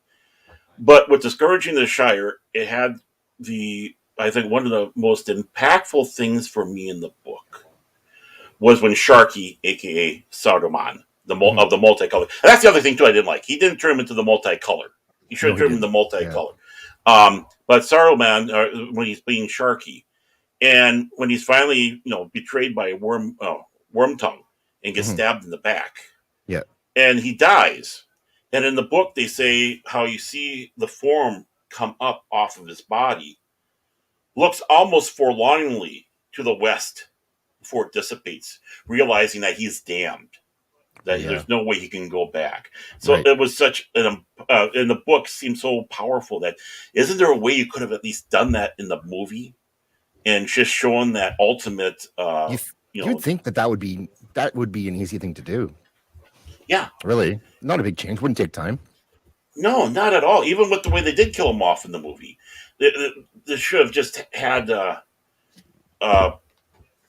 they just should have done something because I thought that was so impactful in the book, and I was hoping to see something in the movie. Of course, the theater we never saw it because it was cut out. We had to wait till the extended scenes in Yeah. the extended versions. But and what's Flaccid saying here is, you know what, I had no problems with Tom Bombadil being not being in the movie.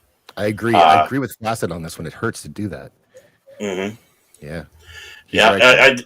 right. I mean, I think I know who if he did do it. I know who I would have cast. I knew Who? someone who said, "Well, I knew someone who said Robin Williams." I said, "No, no, no, no, no." And Don't say Bill I Cosby. Don't actually say Bill Cosby. Bill Cosby. No, Brian Blessed. Who's that? You don't have you seen Flash Gordon, Yep. the Hawkman? Oh, okay. Okay.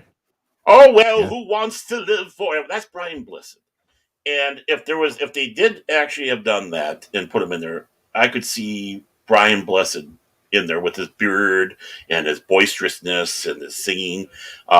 Just from all the roles that he's played, from Shakespeare to he was in I Claudius. He Okay. was Caesar Augustus in I Claudius. Of course, he was in Doctor Who. He was Space 1999. Blake's. I mean, he's all over the place. Zed Cars. I mean, it's just he's a tremendous actor. Well, for me, I agree. Tom Bombadil, I didn't think had to be in the movie. I think you could do it as like a standalone. Really, it should be it would have to be a standalone thing. But even in the books, I honestly this is not popular. But I didn't. I thought his section of the book pulled me out of it. It seemed like a side quest cameo that didn't really need to be there. Um, Yeah. but I mean, I get why people like it, and he was an important Oh. character. But he was just sort of felt a bit tacked on. Hmm. So that's not Yeah. popular. But Yeah, I mean, I'm in the same thing. It's like the whole sequence with Tom Bombadil. I mean, the Old Man Willow that was pretty good, but they did include Old Man Willow eventually in the Entwoods. They put him in there. later, Flaccid. But that Flaccid's leaving. Okay, take care, Flacid. Have a great night. Thank you for stopping by. But at least they did that with Merry and Pippin when they met Treebeard. Yeah. But they didn't. Yeah, even in the book, it's like to be honest with you, I just kind of even both times I read it, I kind of glanced over it. I mean, I went back and did actually read that section, but just reading through is just something like, okay, here we are, boom, and I continue on. Okay. So Thad's explaining the whole Bombadil thing here for us. This is what I'm talking about. The guy should Mhm. really. I mean, Mhm. none of us get paid, but if we did get paid, he should get paid. Oh yeah, and he's actually right, 100% right. It was showing that first stage that he had, and there was kind of a connector thing. Oh, he's right. He's always right about this stuff. Hmm. I think Oh, he's I'm read not the going to argue. books 100 times, something Hmm. like that. So I could be And he hasn't thrown wet herrings at me yet, so I must be doing no. pretty good with what I'm That's talking right. about. I think for me, the one thing that I would, I know it happened, but in the movies, I didn't like the way the Ghost Pirates thing went. Oh yeah.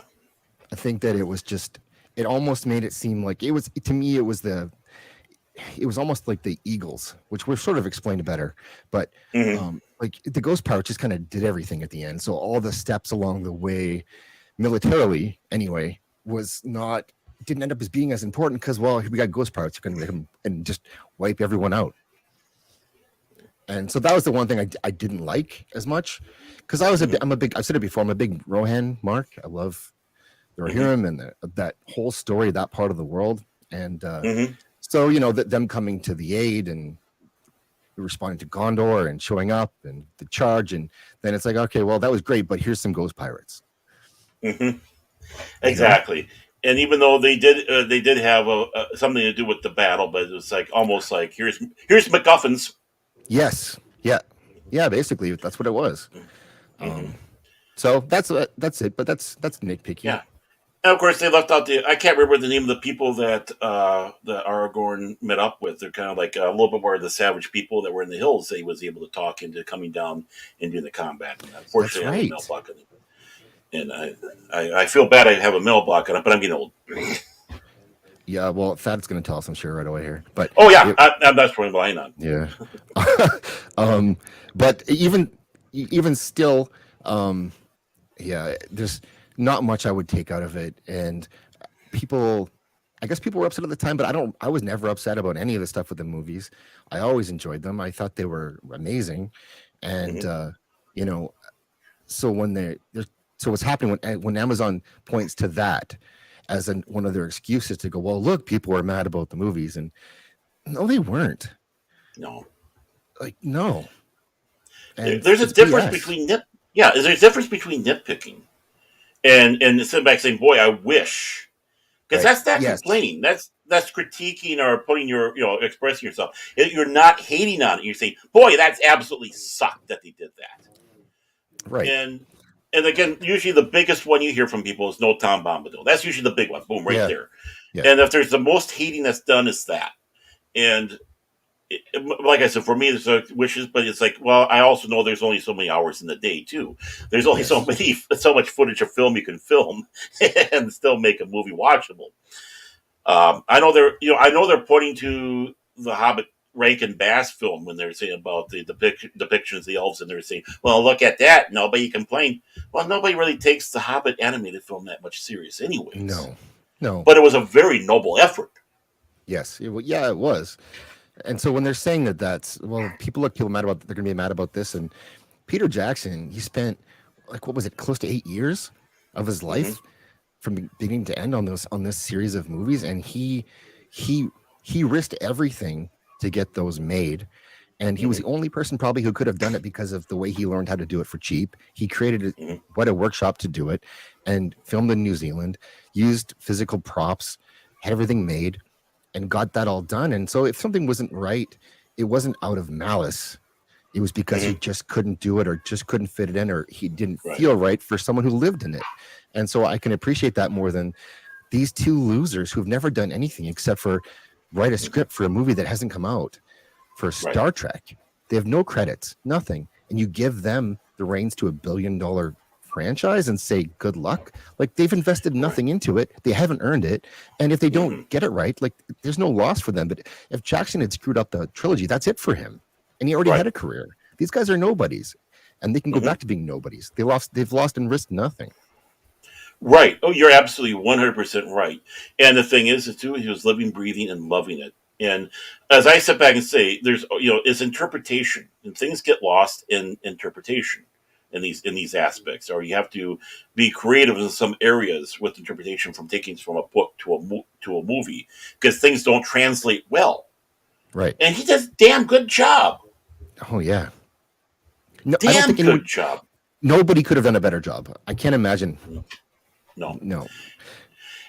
And like I said, anything I have is more nitpicking. The big, like I said, one of the strongest one is like that Sauron thing because for me it was personal. But it's like I understand why. I understand. I Yeah. mean, of all the things, all how many hours, how many minutes, and that you put into that film, that's one of the things I'm going to bitch about. Eh, Mm-mm, mm-mm. it's No. nothing. Nobody And suffered more than him to make that. no, and his wife too. I mean, think about his wife. She's not even in interviews and all that. She didn't want anything to do with that part and all the work she did alongside of him. Yeah. So, because I mean, uh, those three. I mean, who was the other one? There was that one third lady that was involved in it. I mean, they basically were eating, living, sleeping, uh, Tolkien through all those years. And I know the one job I wish I had on the movie. Hmm. The guys that would sit around and take the clay pipes and smoke them so they get that nice color. Yeah. That was a legitimate job they had on there. A bunch of guys were sitting around smoking pipes and make them get that golden hue on those clay pipes. Really? Really? Oh my God. That's how he was getting right down to. It's like the only way to get these pipes to look that way is to smoke them that way, and the clay pipe will do that. And it's like I want that job. Next time we do that, I want that job. Well, I looked this up earlier today, and so I'll repeat a bit of it here. But he, like, for physical props that they had made, 48,000 pieces of armor. No, those aren't suits of armor, but pieces of armor. Mm-hmm. 10,000 arrows, 500 bows, 10,000 orc heads, 1,800 pairs of hobbit feet, and 19,000 costumes were created for this. Like, actually created for this. And in the trailer or the teaser we saw for the Rings of Power, Galadriel's wearing like plastic armor you'd buy at Walmart. It looks like Yeah, it's not elven at all. And if you're going to put her in armor, it has to be special, not yeah, like that are, Sunday special. yeah. I mean, that looked like they were trying to copy from the Gondor armor. Yeah. It's like, excuse me, she had nothing to do with Gondor And plate. She's and not going to wear plate. Yeah, plate. no, that'd be mithril. It'd be the chainmail mithril armor. Yeah, exactly. You wouldn't even know she's wearing it. You wouldn't have to. Mm-hmm. Instead, she's in plate armor with a dagger doing Parker off the side of a waterfall. Anyway, yeah. Well, and that's just it. This is from what you gave us, and of course, the fun thing is, where's the beards on the women dwarfs? Yeah. Well, I'm of the belief that they did that. Well, first of all, they did it because you can't have a black person in a movie and then make them look bad right now. Because then why are you putting them? You're going to get attacked for that anyway. So Mm-hmm. whatever kind of credit you think you've gained by doing it, you're going to get taken away.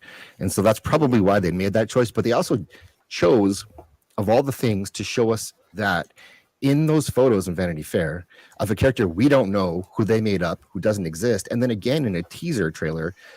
And why they did that, I think, was to get this reaction from us to complain about beards and dwarves and distract from and so then they can then call us racist, right? And then distract Oh from the yeah. fact that they had nothing to show us.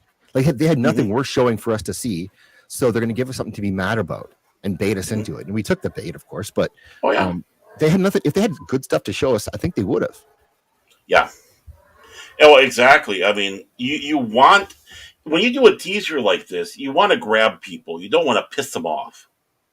You don't want to poke bears. You want to open, basically, have the little trap with the donut in there, and the donut saying Tolkien, so you get us trapped in there, boom, and we're stuck. Not Yeah. to not to repel us away. If you're repelling us away, what what are you doing? Well, I think if You're they not showed going to us get. something that was like meh, like just like this looks not interesting, then we wouldn't even be talking about it. And if that's something Mhm. great to show us, we'd be talking about it in a positive way, which is what you should want. But if you Right. can't have that, I think they go for the opposite, which is to get a reaction from us and get us engaging about it and Mhm. being upset. And because they had nothing good to show us, they showed us something that they knew we would take some offense to because it's an obvious, clear change that you can show us in a photo. Mhm. Right. So Well, they believe in the thing that any news or any talk, even if it's bad talk, is good for you, which is not always right. If it's something that absolutely stirs up the base against you, you failed. well, yeah, I think that they were I think they knew they had nothing. Hmm. That's my I suspect that, or they would have. You don't have a minute long commercial in the Super Bowl and show us nothing if you have something to show Right. us. That's kind of what I Espe- think. Especially at those rates. I mean, what No, you're paying to go out there. You wanted something like you said, the Lord of the Rings teaser trailer, where yeah, where you walk out of seeing that, going, "My God, I can't wait! I can't wait! I can't wait! I can't wait! I can't wait!" yeah. And it's like you get done with the one film, it's like I have to wait a year, I have to wait a year, I have to wait a year, I have to wait a year. You know. Well, and you go back to the teaser and you try to see what was this about? What's that? What's Mhm. this scene? Yeah. And Squeaka, yeah, you're right. It's I think of it is shock value. It's shock value marketing, and it gets people to engage online. And Mhm. so then we get arguing with each other, and Mhm. because we have the defenders, no matter what, they're going to defend it, Oh and we're yeah. going back and forth. And so at least they get some attention and engagement if it's even though it's not positive, because like it's not an accident. They know what's going to happen when they put that out there. Hmm. Yeah. But even then, that's not the best thing they have. I mean, if you're dividing the base, the ones that you're dividing, the ones who are going away are the ones that truly love this, and the ones that are defending it are the sycophants, and who have never watched it. Or maybe the most they've done is they've seen the Hobbit films, or maybe they saw Lord of the Rings. Maybe, but you know what? I wouldn't be surprised if a lot of them haven't. It's just that's their side. Yeah. They don't have any love for it, or they would probably be on our side. Well, that's just it. It's like it's the love, the passion.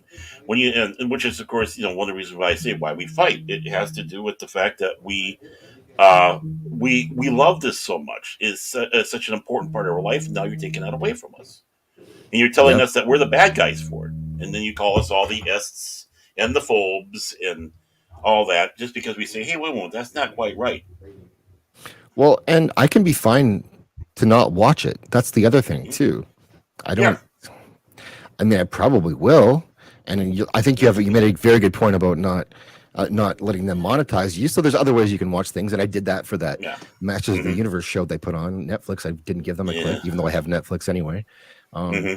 but but yeah, I think I probably will watch it because we talked about maybe doing a live watch of that show, at least the premiere with Hmm. like some of the other members, and watch it all together and suffer together, or be surprised together. Hmm. Yeah, you never know. I mean, maybe, yeah, maybe it's not as bad as we think it is, but I Yeah. don't have faith. I mean, I've lost faith a long time ago that these people can actually pull it off. I mean, we They were told can't. that a guy, yeah, we were told that a guy that loves Star Wars absolutely was going to make a great Star Wars film, and he failed us, J.J. Abrams. And these are JJ's guys. Yep. These are his guys. They're from his school, and they've Hmm. never done anything ever. But what they have Hmm. done is uncredited writing roles in JJ shit. And Hmm. what has he made recently that's good? Like, he tricked us. He did trick us because Alias was. I think he did Alias. That was pretty good. Um, Hmm. and Lost was good. At least the first Hmm. season was great. And so he Hmm. with his mystery box formula, but other than now that we see the formula, he's got nothing. Hmm. Exactly. And not only that, a lot of those shows he let people finish. He couldn't finish them. Yeah, no, he can't. He has because there's no ending. It's a mystery box because Hmm. he doesn't know how to end it. He never did. He just but he thinks the mystery is enough. Right. And he Punkwaddle is a Hale. horrible. Oh, what now? Oh, Punkwaddle. Punkwaddle! Hey, my favorite punk penguin. There He's he the man. is. He's in He our is. Tuesday shows. He's our mod, and he holds Oh, it down for oh. us. I was going to say you trust him as your mod, but yeah, I know he could hold it down. But he'd probably come after you guys too. He might. Well, that's good though. You don't you want that?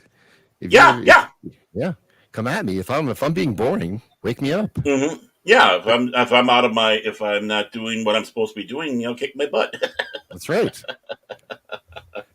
That's the important thing. But Yeah. yeah, I mean, Jar Jar. I mean, like for the Star Trek films, he showed us absolutely he saw Star Trek II: The Wrath of Khan maybe twice, because that's all he was ever referencing to the two films that he did. Yeah. You know, He screwed that and up like he screwed Star Wars up. Same thing. right, and of course we're told, oh yeah, well he's not a Star Trek fan, but he's more of he's a Star Wars fan, which is why okay, I can see why Star Trek went that way. So maybe there's hope for Star Wars, maybe. And this loser, his whole thing with the white, no more white comfort that he puts out for people who work in his studio for what was that? Bad Reboot. That he he's great with keeping his own paycheck. He's not going to give up anything. Hmm. He's a Right. white guy. The people who under him who he helped push into this role of Lord of the Rings, a couple of white dudes. Like, what are you talking Hmm. about? Like, practice what you preach. Stop with the lectures. Do something. Right. And isn't that statement right there racist enough as it is? Should be. Yeah. I I would mean, think so, no matter what. I would think it it's is. racist if you're saying that about a black person. I'd think it was racist if you said it against an Asian or an Indian from Asia, or it doesn't matter where. If you said that about any of those ethnicities, to quote my friend Vigilante Williamson, "You're a bigot." Yeah. Yeah. Exactly. Yep. He's a and he took his black character in the Star Wars trilogy and made him a janitor. Right.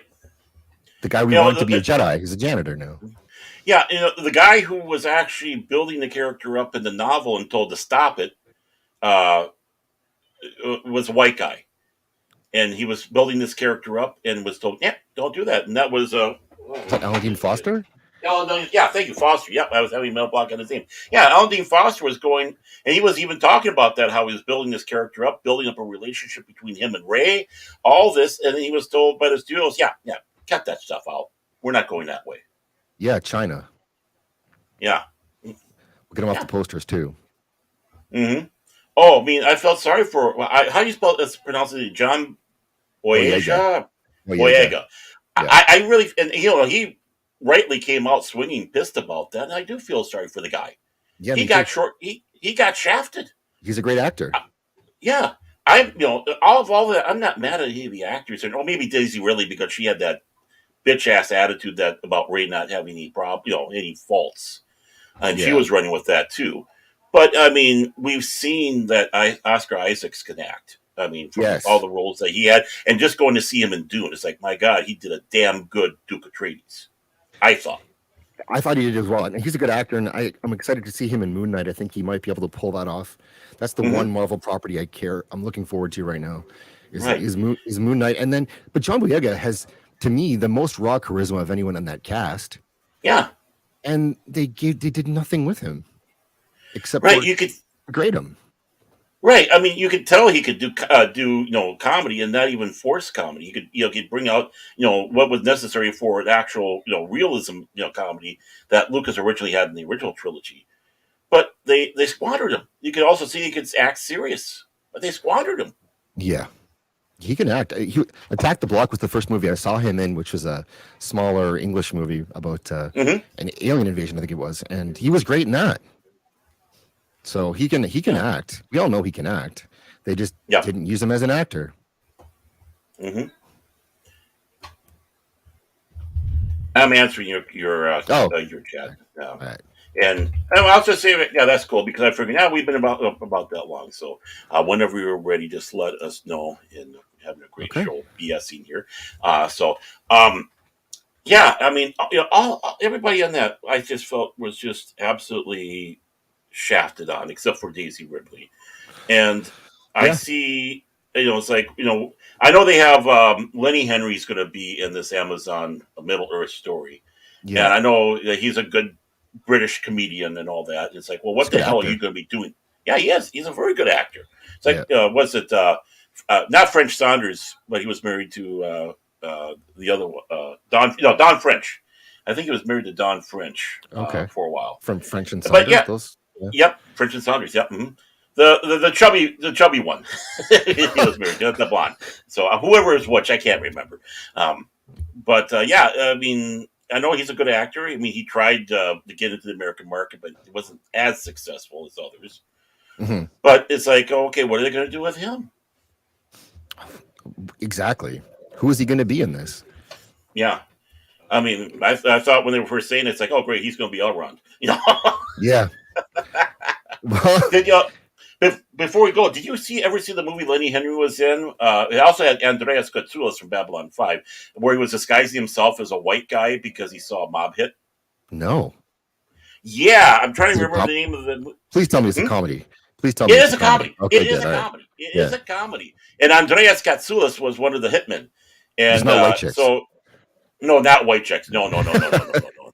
No, no. This was actually before White Chicks. I thought when I saw White Chicks, it's Oh. like, you're copying. And it was actually Lenny Henry's big chance to try to get into the American market, but the film didn't do that well, so it kind of bombed on him. And it wasn't so bad, but I just remember the one scene where uh, the one hitman, man, Jakar from Babylon 5, is, Yeah. is in the lavatory with him, and they're at the urinal stall. Of course, he's done up in his white outfit. Andreas Katsoulis looks over and looks down, and his eyes start growing big. And Lenny Henry's going, "Yeah, I'm mulatto. I'm white. I'm black from the Uh, neck down, or something like that's that." good. Yeah, I thought that was absolutely. You can't get away with that joke now. Probably not. No. No, No, I'll probably probably not. get stinged on it. I don't care. But it was Oh, funny. yeah, it's supposed to be. It's a comedy. It's supposed to be funny. That's the whole point, Right. right? Hmm. Exactly. So, so I'm trying to figure out. Well, okay, who is he playing in this monstrosity of film? I can't really remember if I even recognize any of the other actors or actresses. But Lenny Henry. He's in Walking Dead, right? Am I right? I don't think if he is, I'm not too sure. I don't know if he was Yeah. in Walking Dead. I know that he was the I know. British show. He was, of course, he had his Lenny Henry show. He was the first black doctor, by the way, on the Lenny Henry show. Uh, Oh.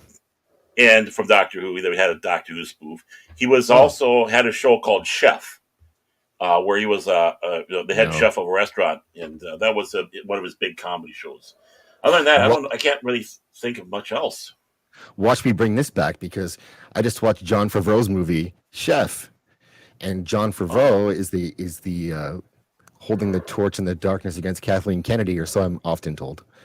that's what. Yeah, I'm Drunk told. Waddle, no, yeah, yeah. I don't know Drunk if that's Waddle. always true, but yeah, apparently, he's. Yeah, I watched Book of. Did you watch Book of Boba Fett? no, I didn't actually. I don't have Disney minus. Yeah, don't. No, I mean, No. I heard enough of it. I've seen enough. I heard enough, and then all the reaction is like, "Are you kidding me?" And I'm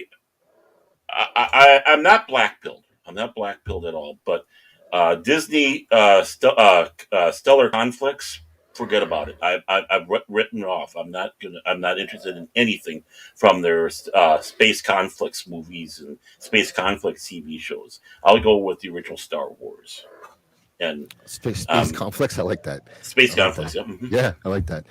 Drunk Well it was good. It's like a straightforward kind of romantic comedy thing. It's good. It's not. It's very very simple, straight ahead story. But the characters are consistent. It's good. I would watch it. Oh, chef. Yeah, Yeah. that's the one with the truck, the Food food truck. truck, correct? Yep. Yeah, and I believe it doesn't have what's her name from Modern Family in it. Yes. So, Sofia Yeah, Vergara. thank you. Yeah. Yeah, Yeah. It's good. the I two like it. the two reasons why you watched Modern Family. That's right. She's both reasons. Yep. Okay. Well, I think we're coming to the end here for what you're able to give us for time, and I'm very thankful, by the way, and enjoyed having you on. Oh, I thank you hope for having that's me on. This has been I good. This hope has been you'd like to great. come. I hope you want to come back again. We can chew the fat again sometime, and Absolutely. I'd love to do that. So don't. Expect a DM in there. I think you're number 10. I think you're guest number 10 now. So Oh, 10 weeks that's of this, believe it or not. that's a very good. That's a very important soccer number. And in Yeah. Winnipeg, it's also Dale Howardchuk's number, which no one in the chat's going to get. But he's a. If you're from Canada and from Winnipeg, you definitely know who that is. 10, I'll take it. I'll. I'll take that. I'm gonna have to step back and say, as from the lower Great White North. I don't know. That's okay. You're It, close. You're close. Yeah, I'm close. I'm close. So I'll learn. I'll pull out the old book after I'm done here and take a peek on there. And actually, But before we go though, I'm coming down your way. I think fairly soon. oh, really? Oh, Yeah. okay, coming Yeah. down to the cities Yeah. in Minnesota. Well, Yeah. you don't get. Yeah, well, you know what? I'll give you my com link in That'd the be awesome. DMs on there. Give me a ring a ding. Oh, you can give me a call anytime you want then too. So I'll give Cool. that in the Twatter DMs here for you. That'd be I'd awesome. love to Yeah. meet up with you. Yeah, I'd love to meet up Cool. with you. And definitely, and so let me know. And but do you have anything you want to plug? Uh-huh. I know you're all over the place. You're all Um. over the place. Yeah. I mean, my Pop Culture Monfield is going to be Friday at Hmm. usual 2 o'clock start time. So I'm always in the back there. Sometimes on the panel. And I'm on Saturday. I'm going to be on with Ramlin Canuck, who's also in Winnipeg, and we're going to talk about the convoy. That's his final convoy show. So we're going to be on that, Okay. and otherwise I'm just kind of around. But Squeaka, I'd love to be your number one. Thank you. Aw. Um, and yeah, it's I'm just kind of getting going with it, and it's been a lot of fun. And you know, I watch your show every week. I'm in the chat I every do. week, I know that. so it's cool to be Yeah. on here. Really, it is, and it's been fun. It's a lot of fun. Mhm. So I kind of got you on the double end because you're a chatter and you're also a content creator or involved in the content. So I got the double here with you. That's yeah, and making videos has been fun, and some of my stuff is picking up. I got this stupid. It's a stupid video that I put together for Adam Sessler, and it's got like 20,000 views. Really? Why? I don't get it. I've I, literally whispered into the mic because everyone at my house was asleep, and I just put this thing together to put it out. And it was an old interview that I found that I had because I used to be a fan of G4, mhm. the real G4. Yeah, And those so I'm like, days. I'll put this out there, and 20,000 views later, and so now, yeah, Oh. it's I could, yeah, so that it's kind of fun. Like it's almost like it's a bit like a game, to try to see what people will like. Mhm. He's your muse. Apparently, yeah. I think what it is those of us that did watch like Attack of the Show back in the day with G4. I Yeah. mean, I wasn't a big gamer, but I actually sat and watched Attack of the Show and enjoyed watching it in the day and all that to see what they did with Foreskin or whatever the hell her name is. Oh yeah. Uh, Frost. and Yeah. yeah, and then find out that was scripted. It wasn't even a real, Yeah. true, raw rant. And it's like, my God, written by him. Yes, and that's why I went after him, because I did Mm-hmm. find that out. And if you watch the whole clip, she actually asked him to scroll to the point on the script to when she's going to start her rant. Like she's not even hiding it well. Right. But yeah, I don't. And then I found all the other stuff he's been saying. He's a psychopath, He's basically. he drank too much mouthwash or something. I don't know. Too He much did, Listerine. and I used to be a big fan. I just didn't know enough, right? Right. I didn't look into him. I just watched him on TV. Right. And well, back in those days, we didn't have the social media like we had now. So, I mean, No. when they're in the show, they behave themselves because this is their job. I think his big thing is he couldn't score on his sexy co-host, and that's why he wrote that. Oh, He was probably. simping. He Yeah, he got was rejected simping from for. everybody, I'm sure, on that show. Yeah. He's I found another video he did where he's talking about doxing people and showing up at their houses if they say stuff he doesn't like online. Like, buddy, please show up at my house. Yeah. I'll give you my address. Yeah, here's my address. Over. Come on. Yeah. What are you gonna do? Anyway, Yeah. sorry, I'm off topic. Yeah, I know. But, I understand. Bruce Lombardo, hey. Oh, Bruce, what are you doing here now? I think he's painting, and okay, there we go. And yeah, thank you, Squeega. Thank you for you're very nice. And Low Spec is here. Hey, Low Spec. I didn't have my chat channel on here, so I was actually looking at the other stuff, getting ready for ending the show. But yeah, might as well say good to see you, Bruce. He's a good friend. He was on here, of course, you know that. And of course, Low Spec Linux Laptop. Always good for a good comment or two. The only one we're going to see is Sentient Dildo. I'm insulted that he's not here.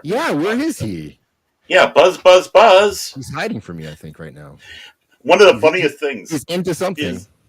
Yeah. One of the funny things is, did you watch Sea of the Kings a couple weeks back when Veg was calling from the airport? Yeah. And he's walking along there, and he goes, it says about sentient dildo. He goes, man, I'm getting a lot of looks when I said sentient dildo. we forget. We forget. We do. We do.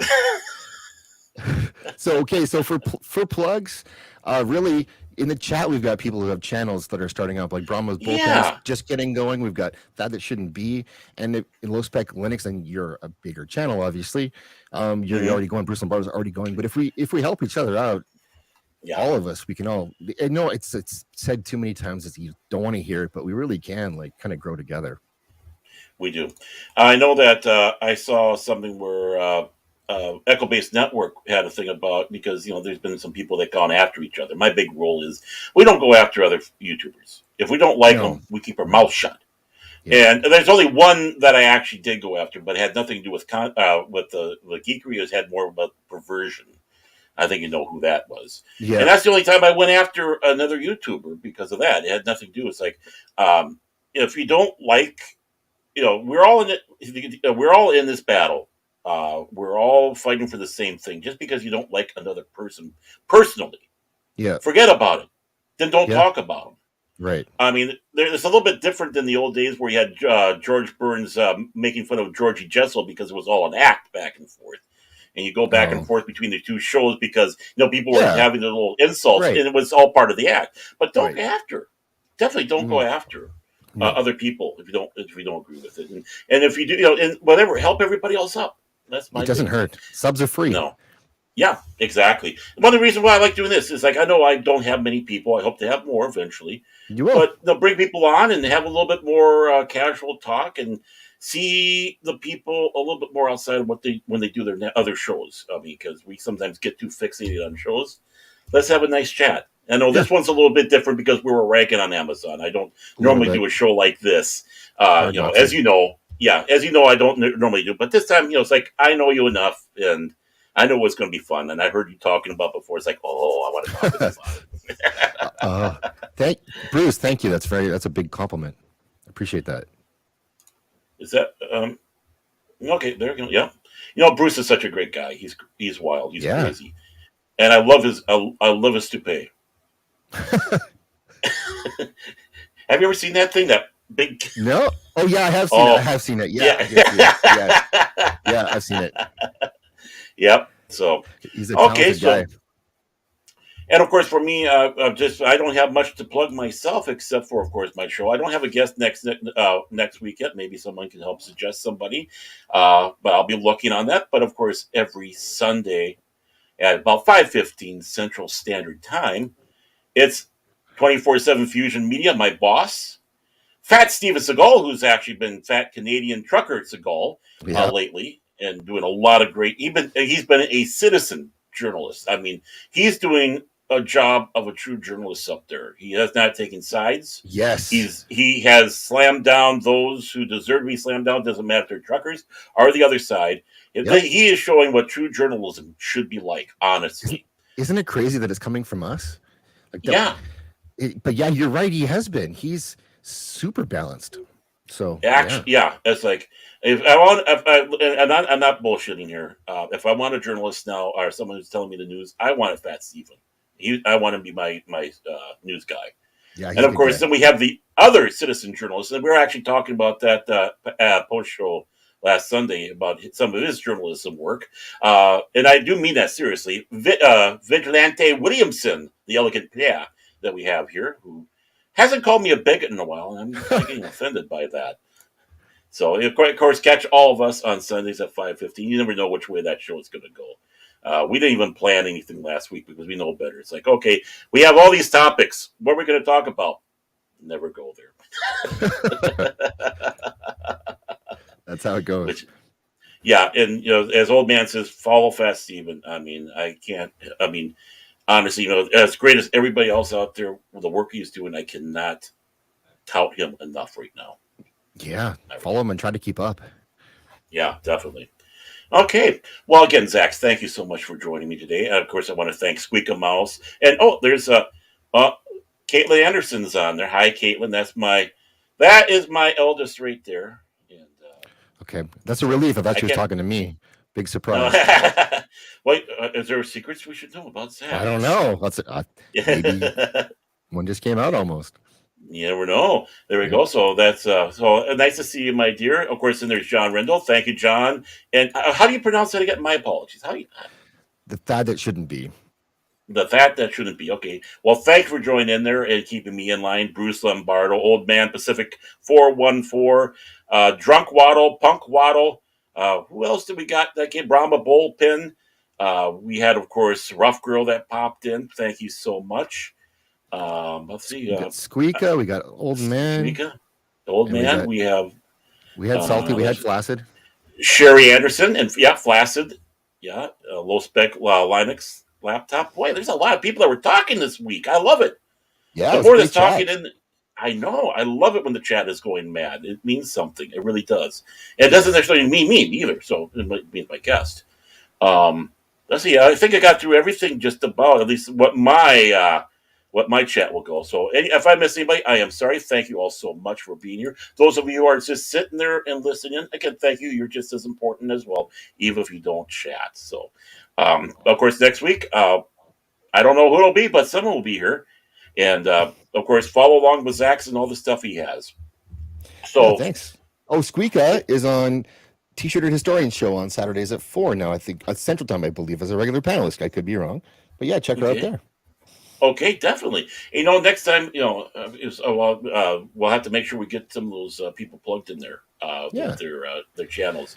Yeah, Unfortunately, it was a little sorry. slow this week, so I my didn't have the links apologies, ready. everybody. Yeah, I didn't either. And some of these people, it's nice to meet you.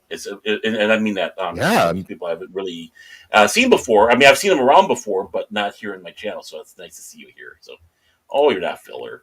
Oh, okay. I thought you were regular, but I'll watch that as long as you're on it, Squeaka. How about that? Okay.